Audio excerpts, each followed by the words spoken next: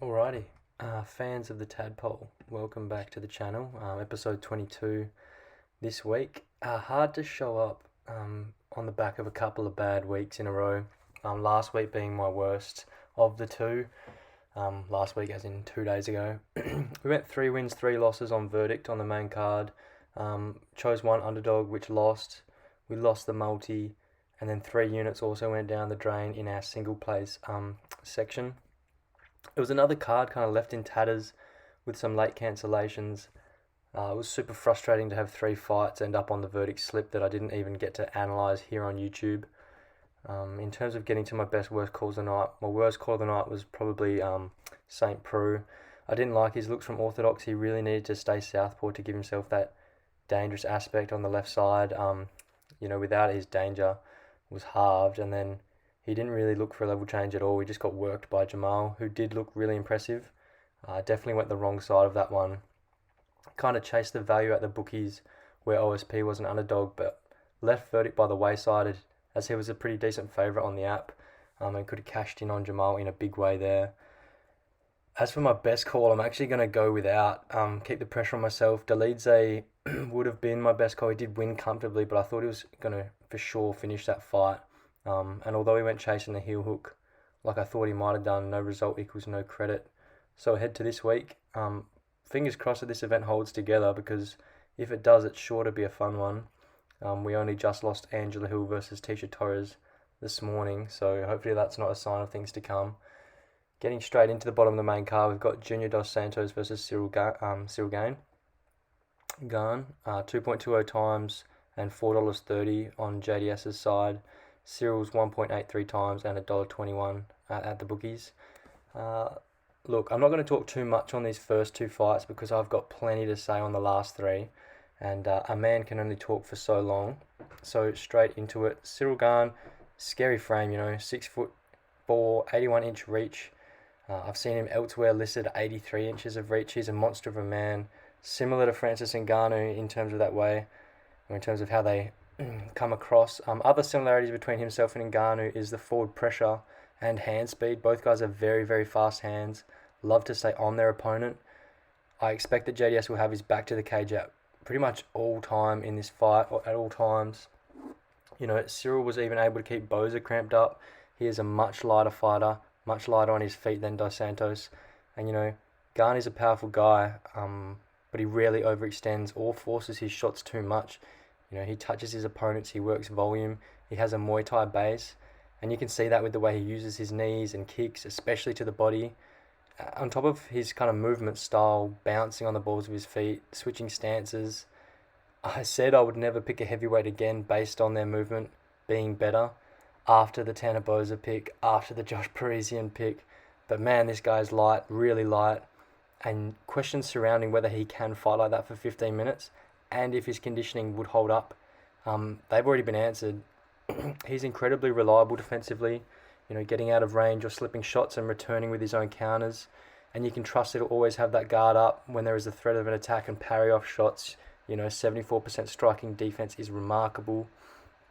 JDS is a veteran of the game. His skill set and resume is to be respected, but it's so very hard to see him winning this fight. He's on a 3-fight skid now, all losses by knockout, and all against guys in Francis Blades and Rosenstrike that did things that Cyril's going to do in terms of that forward pressure, work the legs, stay on the outside, and then counter when JDS kind of lunges forward when he's frustrated and wings together an attack. Gane's counter game might be unmatched at 265. He's seriously that slick with it. Even when he's on the forward press, he reads his opponent's attacks, takes 2 or 3 steps back, slips their shot with some nice head movement before kind of bobbing back up to crack them in close. And when Junior can't get it going on the feet, he doesn't have the ground game to mix it up. He hasn't completed a takedown since 2014. If anybody's taking anybody for a ride in this matchup, it's going to be Cyril. The only worry, in my opinion, is the experience deficit that Gane is at here. His last fight was Tanner Boza, now it's JDS. But although Gane's record's only 6-0, those 6 opponents combined for a record of 49-9-1. He's only ever faced really solid competition, and I think that puts my mind at enough rest regarding my sole concern. So although it is a huge test, it's going to be Cyril Gane for me. It doesn't mean the betting line's not off. I mean, $1.21. Garen is such a hot commodity, such a public bet. He's always going to be a massive favourite, and I could never play him at those odds. But at a much more inviting price on verdict at 1.83 times, he's a great selection. Uh, Although kind of this fight has the potential to be a coming out party for Cyril, if he finds a finish, I am leaning the decision play. I think he's going to respect JDS's power, respect his skill set more than he has done his previous opponents. And although still like being the aggressor, fighting his game, I can see him holding back just a touch to not risk walking into Junior's wheelhouse. So even though when JDS loses, it's usually a knockout, he's only lost one decision and he's lost 6 fights via KO. I'm going to take Cyril Garen by decision at 8.21 times. A really solid price, I think. He's shown us that he can fight that volume, fight that decision-based method at heavyweight. On to the next one, Jacare Souza versus Kevin Holland. Jacare is 2.36 times and $2.40. Kevin Holland 1.74 times on verdict and $1.55. Pretty closely represented odds there between verdict and the bookies. And when I was wanting to break down this fight, I kind of just wanted to summarise Kevin Holland. The positives that I took out was his incredibly tricky frame. He is an amazing striker and he's an entertaining guy to watch. His negatives, mainly around his terrible IQ and questionable conditioning. I think Kevin Holland makes too many mistakes to warrant being a favourite against a guy like Jacare Souza. Kevin Holland should solely be an outside fighter. He's so long, has great straight attacks and works the jab and kicking game really well as well. But time and time again we see him fighting in a phone booth, clinching with guys who are shorter, stockier, more powerful. And that is Jacare. That's Jacare's game down to a T. Souza's a great boxer. He doesn't kick often, although I do see him targeting Holland's legs in this one a little more than usual, and he has really, really good head movement. He's adept at slipping punches, coming right back with shots of his own, and then his clinch game's so strong. He is so strong. Although it was an uneventful fight for the most part, against Blachowicz, he held Yan against the cage for almost 9 minutes of that fight, and Yan's far stronger than Kevin Holland. Blachowicz also had the patience in that fight as well to kind of wait and reverse Jacare at the right time, only work some minor shots off during the clinches in order to remain safe from the level change and that takedown threat. Holland doesn't fight with that same discipline. He's going to fire off shots, throw up knees, do other strange shit, whilst in the clinch that I guarantee will land Jacare on top of him. And if Darren Stewart can land 3 takedowns on you from the clinch, I'm certain Souza can. And once on the ground, Holland is going to be at a big disadvantage. He's a slippery customer for sure, entertaining scrambler, definitely has the heart to fight out of some submissions, but Jacare will likely have the skill and strength to hold him down, work some ground and pound, and then pass when Kevin gets impatient. Jacare is a very, very dangerous BJJ practitioner, 14 of his 26 wins via sub. I wouldn't even be surprised if Holland shoots a takedown on Jacare at some point. His decision-making inside the octagon really gets down to that sort of level. We've seen it plenty of times before, from the scrambles with GM3 to then taking down Brendan Allen, only to be submitted minutes later. He does really make you scratch your head sometimes. The one concern here is if Holland fights kind of as he should, stays on the outside, consistently the first one to punch, goes to the legs of Jacare, keeps that jab in his face all night.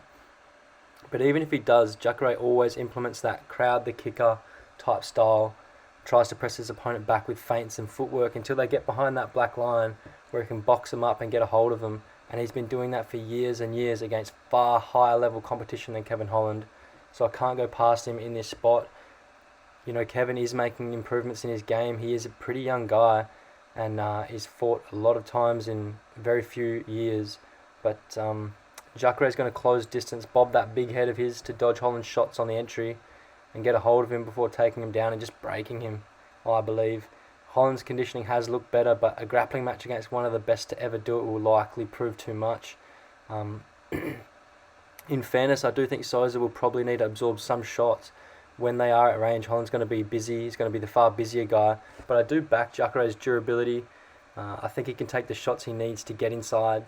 He's only been slept 3 times in his career. Once in his 2003 debut, another time in 2008 against Gegard Mousasi, and then in 2017 to Whittaker. He handled Blachowicz's power at 205 in his last fight. Back to middleweight here. Too strong, too experienced for a reckless opponent. I do like the decision play at double the odds of what the submission is paying, but I'm going to go the submission. Jacare Souza, submission in round 1 at 4.16 times. Yeah, I think that's what happened. Jacare has actually notched 11 of his 14 subs in the opening frame. And Holland's been choked out twice, once in the first frame by Rafael Lovato, and then he got subbed by Brendan Allen in the second round. But he did have to defend a pretty tight choke in the first round of their fight as well. So yeah. Alright, moving along. God, I still talk for a fair while on them opening two. Hopefully we don't run too late here, but I'll talk fast. We've got Renato Moicano versus Rafael Fisayev. Moicano 1.63 times and $2.15. Fisayev 2.58 times and $1.72.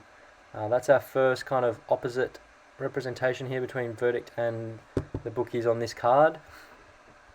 So we'll see if we find an edge there, I suppose. Renato Moicano, a picture of kind of being almost there and just losing at the wrong time in his career. When he started in the UFC, he was on a nice 3-fight win streak. In his 4th fight there, he was beating up Brian Ortega, was going to cruise to a 3-round victory before being guillotined with 2 minutes left.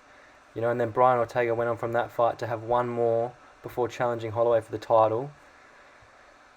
Moicano takes a little break, comes back, 2 really impressive victories post that Ortega fight. He busted up Cater on the feet, picked him apart, and then he subbed Cub Swanson within a round.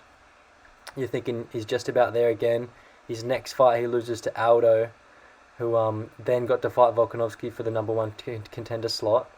Since that fight against Aldo, Moicano came back, had a really lackluster performance against Korean Zombie, who actually knocked him out in the first round. And then Moicano made the career choice to move up to lightweight from featherweight. Had one fight against Damir Hadzovic and subbed him out in 44 seconds.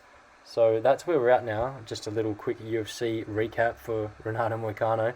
And I do really like the move up in weight class for him. At 5'11", making 145 was a really, really tough cut. And at 31 years old now, on the back of a couple of tough losses that kind of would have thrown him on the back burner a bit at featherweight, he starts in at lightweight where he can really make a splash, and there is a lot of fun matchups through that top 10-15 in this weight class, which in all honesty is where this man belongs. Anyway, to his skill set, he is a grappler by trade, 7 wins by submission. His takedowns are solid, actually completes at 58%, which is incredibly high. And for a rangier guy, he's surprisingly strong in the clinch as well. We've seen him control that body lock before and look for trips. He's pretty crafty in that way. And then for his striking, for a guy without a career knockout, he's actually so nice with it on the feet. His movement sound, he typically prefers to be the counter striker, look for his shots off the back step and then kind of also explode forward with combinations. And while circling out and kind of keeping those feet under him, he does a really, really good job at pouring that jab or kicking the legs and just keeping distance, because he is a long guy and he will be longer in this matchup as well. Another just point I'd like to make is he can also fight in both stances fairly naturally. It's not a massive point, but just a consideration if Fisayev is landing some big leg kicks. It's obviously not ideal if Moicano is compromised enough that he has to switch stances. But you sometimes see guys switch and they look like a fish out of water going opposite. Moicano won't have that problem. Just a consideration. As for Fisayev, he is a striker by trade. Absolute powerhouse on the feet, commits to his shots, works good angles and always looks to set a pace. He feints a lot as well. He's very active that way. And his conditioning holds up through 3 rounds fighting in that manner.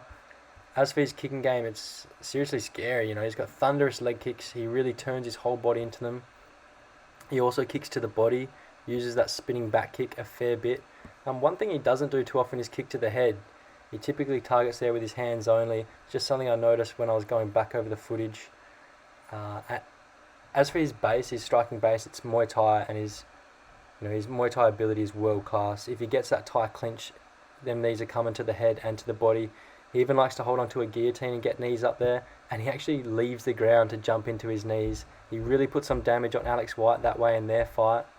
In terms of MMA, he's pretty inexperienced, only 9 pro fights, but over 200 Muay Thai fights, some experience in combat sambo to boot. And he is really, really involved in the MMA scene now. He's actually one of the main trainers over at Tiger Muay Thai in Thailand. So you know he's going to be well rounded. This fight is really tough to call.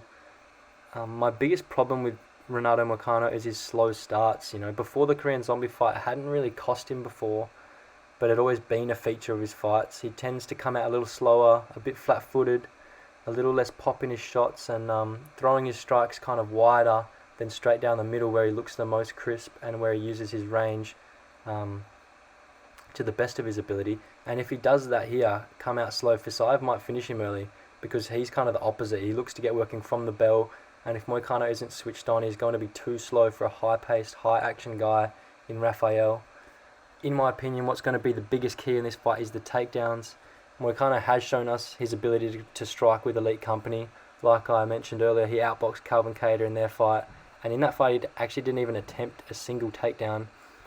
But it would be wisest to get this one to the mat and do it early, exactly like he did against Damir Hadzovic last time out. I'm unsure whether Moicano and his team had identified his slower starts and those being a problem and implemented kind of a game plan where he would secure that early takedown against Hadzovic, get into the jiu-jitsu game where he's most comfortable, it's his natural area, and kind of warm up into it that way, because once he is warm, his all-round ability is world-class. But I do like that strategy, and I would like to see it again. Fisaev's takedown has looked pretty stellar, but he hasn't really faced the level of grappler yet that we see in Moicano.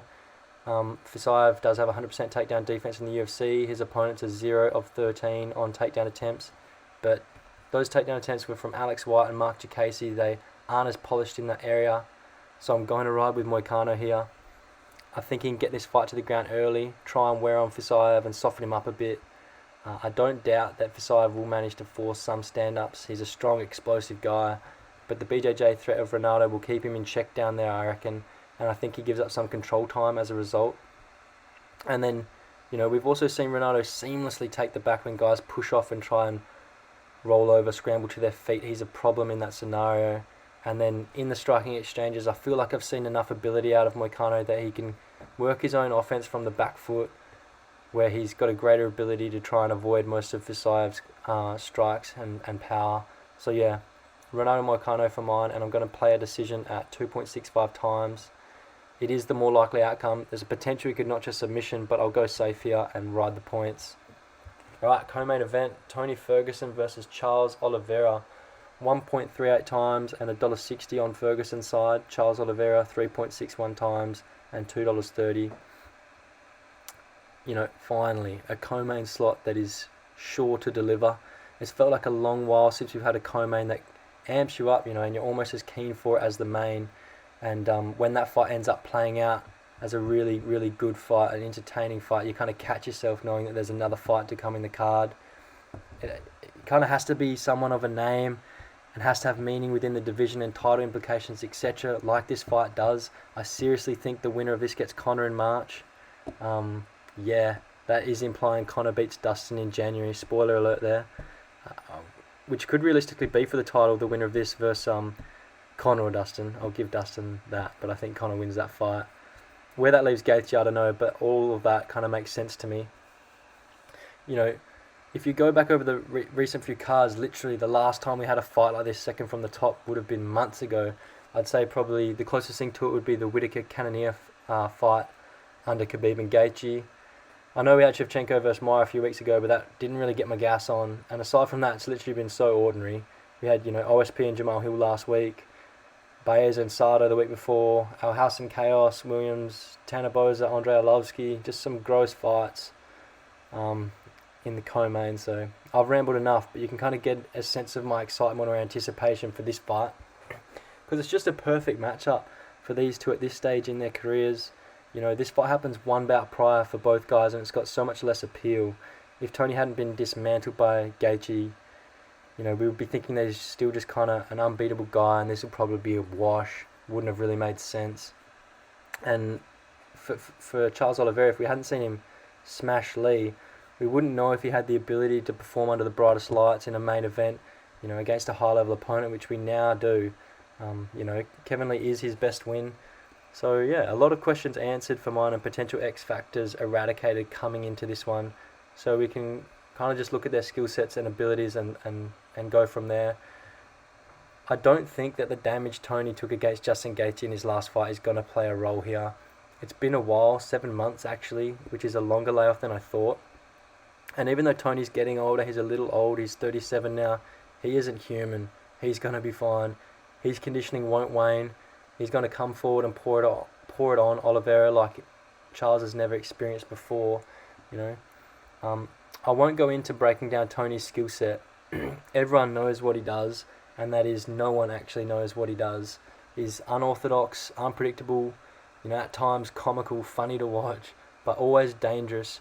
Tony has the ability to throw and do pretty much anything you've ever seen in an MMA fight. And both of these guys are similar in that way, because for those that don't know, Oliveira is also a really dynamic guy on the feet. He hasn't always been labelled a good striker, but I really think he has evolved his game into that category now. You know, he throws all sorts of shit, knees, elbows, flying attacks, really explosive and really athletic with it. His movements sound, both with his head and his feet. His angles are odd, he's fun to watch, but I still think that Tony has the advantage standing. He has that crippling, smothering forward pressure, and he also has the volume advantage. He just constantly throws strikes. He's really adept at stringing combos together whilst moving forward. Whereas, you know, Oliveira is still really good at throwing punches in bunches on the front foot, but then kind of resets and lets his opponent up at times. Ferguson doesn't afford his opponent the same space. I also think Tony's defense is better. The Gaethje fight did skew his stats in the wrong direction, but they're still very, very respectable. You know, Oliveira is a hittable guy, especially out in the middle. You know, just look at his last fight. Kevin Lee was having success to the body and to the chin at the start of the third round. Before, you know, Kevin Lee recklessly shot a single leg, got G'd up. This fight will definitely spend time on the ground too. Both really game competitors on the canvas. In terms of pure jiu-jitsu, I have to edge Charles Oliveira. He is the UFC all-time leader in subs, has notched various varieties of subs, and transitions between submission attempts super slickly. He has such an active guard, will go for your leg, do all that terrifying stuff. But so will Tony. Everyone knows that. Again, another very active guard. He'll grab a leg, you know, he'll Imanari roll for a leg whilst in the stand-up. I expect some super entertaining, super ridiculous scrambles on the ground between these two competitors. Anyway, all things aside, to my prediction, I've got to take Tony Ferguson. A 7-fight finishing streak is hard to ignore, you know, Charles is going to bring it. But this fight is such a step up from Kevin Lee and the likes of the guys that he has been finishing and versing. I don't think Charles can knock Tony out. And I think if it sees the scorecards, Ferguson's pressure, Ferguson's volume will see him take it. So if I'm kind of breaking it down in that manner, his win condition, in my opinion, is a submission. Which he could totally come out and do, but Tony is as slippery as they come on the ground in his own right. A 10th Planet BJJ black belt himself under Eddie Bravo for the last 3 years. His defense is going to hold up. You know, even Paul Felder fought off Charles Oliveira from his back. So yeah, I think Tony has the greater variety of ways to win this, and that's a large reason why I'm picking him. So Tony Ferguson, and I'll take him by a TKO in the second round at 3.65 times. It could well be a decision as well. But Oliveira has been TKO'd 4 times in his career and only lost once to a decision. He has a history of quitting, not to speak poorly of him, but you know, he tapped his strikes against Paul Felder, and if he broke to Paul, that's not good news entering a fight with the king of breaking people in Tony Ferguson. As for my round selection second frame, Ferguson's finished opponents with strikes 5 times in the middle frame, and Oliveira's loss to Felder was in the second round too, so just a little bit of history there. You know, we saw Ferguson win via doctor stoppage at the end of the second against Anthony Pettis and Cowboy in consecutive fights, so there's a little bit going into that. A bit of recency bias, perhaps. Alright, main event. Feels like we've seen these boys recently, right? Deiveson Figueiredo versus Brandon Moreno. Figueiredo, again, a heavy favourite, 1.18 times on verdict and $1.25 at the bookies. Brandon Moreno coming back 6.45 times and $3.85 at the bookies. You know, this is a really, really good scrap. For virtually identical verdict and betting odds to the Figueiredo-Perez fight 3 weeks ago, this one feels much, much closer. Probably should have been Moreno fighting Figueiredo 3 weeks ago rather than Perez, but that is not to the point. It's happening now. As for that event 3 weeks ago, both guys coming off impressive first-round victories. Deiveson subbed Perez in the first round. Moreno TKO'd Royval following a shoulder injury. That win for Moreno is a little less shiny just for that fact, but he did have a solid first round, had Royval's back and sunk a choke that most guys would have tapped to. Royval's a really, really dangerous, really, really crafty and slippery BJJ black belt himself. And then, he unleashed some ground and pound during the finishing sequence to get that one done. So, really impressive win in my opinion. Those things aside, to what each of these fighters do, Brandon Moreno's a BJJ guy for the most part, 10 career wins via submission, but his boxing's also really, really impressive. His hand speed's right up there with the top strikers in this division. He likes to strike, and he likes to do it from the outside for the most part, but then at times also plants his feet, engages in the pocket, because he does have power. He's not as powerful as Figueiredo, but he can crack for sure. His movement sound is very, very light on his feet, and is extremely quick to react to his opponent, like a classic flyweight, but even more so than average, I'd say. One thing he doesn't consistently do is implement the kicking game, especially to the legs. He has used it quite well in some fights, like against Benoit and Pantoja, but then he's literally gone through fights without throwing a single one. I think it's a technique he should throw in this fight. I made the comment 3 weeks ago that Figueiredo has been beat up to the legs before, but I just don't think he will. Figueiredo has gotten really good at countering the leg kick with a right straight, and I think when Moreno feels that power, gets pushed back with a bomb on the chin after a low kick, he's going to opt against going back to it, especially as it isn't a regular feature of his natural game. As for the ground games of these two, both very, very keen on being aggressive and laying out ground and pound or searching for submissions. And in terms of the takedown game, I really do think that Moreno has the better wrestling. He can explode in on the hips, and he's also capable of the body lock trip stuff up around the waist. He's good at reading entries when both guys are closing distance and ending up on a hip or with his hands clasped around the body. And in doing that, he's very good at landing takedowns, not in guard, in more dominant positions, for example, side control, half guard, even towards the back. That's a huge factor here, as Deiveson has one of the nastier guillotines, nastier guards in the game. If Moreno can secure a level change plus avoid that immediate threat, it'll go a long way towards mounting his own offense on the ground and not simply defending what Figueiredo is throwing up. That being said, if I'm being completely honest, Figueiredo is the more dangerous guy on the ground. He's attempted submissions in 8 out of his 10 UFC fights, and whether he's on top or on the bottom, you're really not safe at any point. And that's regardless of if you've passed his guard. He was throwing up Kimuras and arm locks against Jared Brooks when he was in half guard, when he was in side control.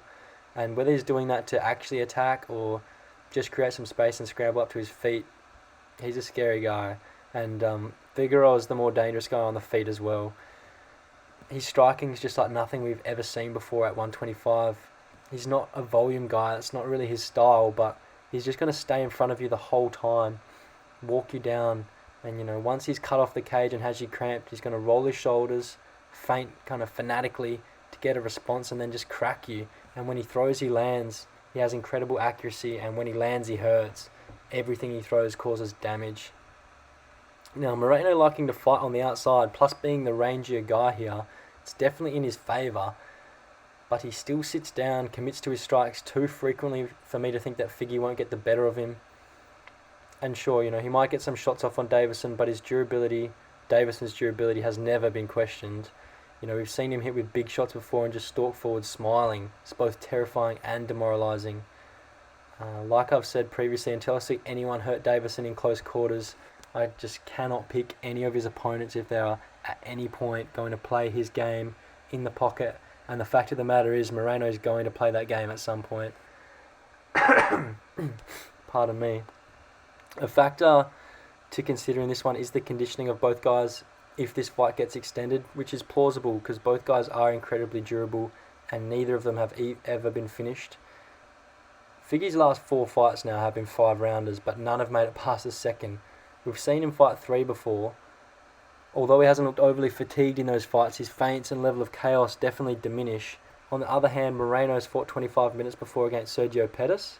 That fight didn't go his way, but he grappled through the last round strongly, and although he was fatigued, he was still pretty light on his feet and bouncing around on the edge of range. He also fought into a 4th round for the LFA title when the UFC released him for a fight a few years ago, and he was looking fresh as a daisy. finished that fight in the fourth with ground and pound. So perhaps there will be a roll late for Moreno to have some success. But all in all, I will not be fading Figueiredo here. Moreno's fun, he's good everywhere, and he's so young, only 27 years old. But this is Figueiredo's division right now. I think we see some exciting scrambles on the ground, some solid submission defense for both guys, and a few heavy exchanges on the feet. But I feel like at the end of every round, I'll just be left favouring Figgy. And I think the power and accuracy of Deiveson will really get Brandon on the back foot, which will kind of nullify his higher volume, hamper his forward offense that would come later on in the fight if he did prove to have a conditioning edge. So yeah, with all things into account, I'm taking Figueiredo, and I'm taking him via decision at 12.20 times. It's good. I feel like it's good odds for such a big favourite, but I am sure a decision won't be a popular choice, so I'm a little left field with this selection. Largely comes down to how highly I do think of Moreno. I know he has good durability, and I think this is a more closely matched fight than any of the odds represent. And yeah, that's that. Just a little side note, I also think that if this goes to a decision, we likely are going to witness one of the best fights in the history of the 125 division. I'm pretty excited for this one. I think it's going to be a good one. Alright, to the betting side of this card, hopefully we can turn around. Like I mentioned at the top in the intro, we had a pretty poor outing last time. And video and bets are out real early this week, so there's no fight props actually out on bookmakers yet. So we're just going straight up. In the multi, we've got 5 legs. Just had to count them real quickly. And we're diving into the undercard for some value because we don't have those fight props released. Could work in our favour. Anyway, first leg we've got Billy Quarantillo. Second leg we've got Cub Swanson. Third leg we've got Renato Moicano. Fourth leg Tony Ferguson. Fifth leg Deiveson Figueiredo. Coming in at $21.89. The last 3 legs of that fight, Moicano, Ferguson, Figgy, I'd need not talk any longer about those. But I will quickly go over why I've dived into some value on the undercard. You know, Billy Quarantillo, he really does get better as the fight goes on. He's now riding an 8-fight win streak, high on confidence, and, you know, really reaching the peak of his abilities. I think he's going to out-volume and out-point Gavin Tucker wherever this fight goes. Gavin Tucker is a dangerous guy, but he really proved he can't hang with guys who set a pace when Rick Lennon just wiped the floor with him. I know that was a couple of years ago, but that's exactly what Billy's going to look to do. I also think Quarantillo is a better striker and a better grappler anyway, so I really like these odds. And then Cub Swanson to beat Daniel Pineda. I kind of understand the odds, you know. Cub has shown a susceptibility to being submitted, and Pineda has notched a fair few in his career.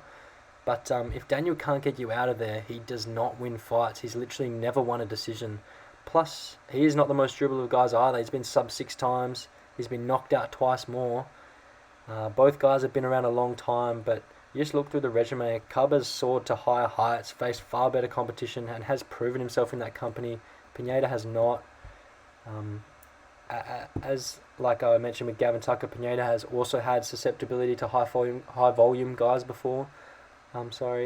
You know, Cub has landed 129 and 135 significant strikes in his last 2 fights, which were both only 3-rounders. That's incredible. Plus, his last fight was a wide unanimous decision over Crone Gracie.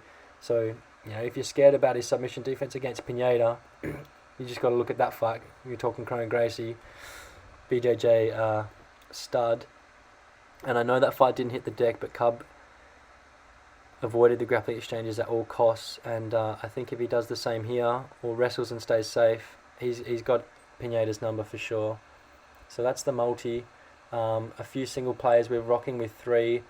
No need for an explanation. We've got Swanson at $2.25 on Bet365. Like I just mentioned, I do like that bet. That is a good price and the best price I could find. Also taking Renato Moicano at $2.10. You can find that bet on Ladbrokes. And then I'm also taking Jacare straight up at $2.30 on Bet365. And that's all of it. So 1 multi, 3 single plays. If you want to check me out on any of my socials, catch me on Verdict. It's all down in the description. Follow me on Verdict to see how I'm fighting come fight night, or to see my selections on any updates to the Verdict slip. Hopefully we don't lose any fights, like I said before. Anyway, cheers for staying on this long. We've got one more event this year. It's going to be Jeff Neal versus Wonderboy next week, so you can catch me next week sometime for that. Aside from that, catch up.